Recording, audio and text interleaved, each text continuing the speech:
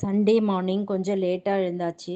சரி டிஃபன் பண்ணுறதுக்கு இட்லி தோசை மாவு இருக்கலை, என்ன பண்ணலாம், சரி தலியா கிச்சடி பண்ணலான்னு டிசைட் பண்ணி கோதுமை ரவை தான் இருக்குது, அது வேகிறதுக்கு கொஞ்சம் டைம் ஆகுது.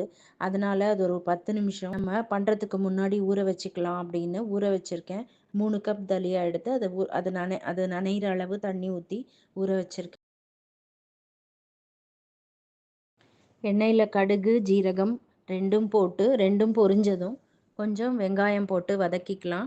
வதக்கிட்டு இருக்கும்போதே கொஞ்சம் கருவேப்பிலை அது கூட சேர்த்துக்கலாம். சேர்த்துட்டு இஞ்சி பூண்டு தட்டி வச்சுருக்கேன், இஞ்சி பூண்டு போட்டு கொஞ்சம் தக்காளி போட்டு நல்லா வதக்குனதுக்கு அப்புறமா அதில் உருளைக்கிழங்கு, ஒரே ஒரு உருளைக்கிழங்கு கட் பண்ணி வச்சுருக்கேன், அதை போட்டுட்டு கேரட் ஒரு 2-3 கேரட்டை பொடியாக கட் பண்ணி வச்சுருக்கேன், அதையும் போட்டு நல்லா வதக்கி இப்போது மஞ்சள் பொடி ஒரு 3 ஸ்பூன், கரம் மசாலா பொடி, இது நான் வீட்லேயே ரெடி பண்ணது, அந்த அளவுக்கு காரம் இருக்காது. 3 ஸ்பூன் கரம் மசாலா பொடி போட்டிருக்கேன். ஏன்னா கொஞ்சம் மசாலா வாசனையோட குழந்தைங்க சாப்பிட்றதுக்கு ரொம்ப லைக் பண்ணுவாங்க, அதனால அந்த மாதிரி போட்டிருக்கேன்.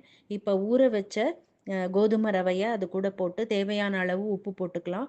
உப்பு போட்டு நல்லா கலந்து விட்டுட்டு 3 டம்ளர் கோதுமை ரவைக்கு 6 டம்ளர் தண்ணி கொதிக்க வச்சுருக்கேன், அந்த தண்ணியை அதில் சேர்த்துக்கலாம். சப்போஸ் நீங்கள் சாதாரண கோதுமை ரவை வாங்குனீங்கன்னா அது நீங்கள் அப்படியே போட்டுக்கலாம், ஊற வைக்கணுங்கிற அவசியம் இல்லை. இப்போது நம்ம 6 டம்ளர் தண்ணி ஊற்றிருக்கேன், தண்ணி ஊற்றி க்ளோஸ் பண்ணி 2 விசில் விட்டால் போதும். இது ஆர்கானிக்குங்கிறதுனால கொஞ்சம் வேகிறதுக்கு லேட் ஆகுது, அதனால் 2 விசில் விட்டால் போதும்.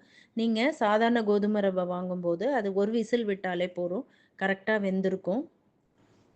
இப்போது ஓப்பன் பண்ணி அதில் கொஞ்சம் கொத்தமல்லி, கருவேப்பிலை இதெல்லாம் பொடியாக கட் பண்ணி மேலே தூவி குழந்தைங்களுக்கு நெய் போட்டு கொடுங்க.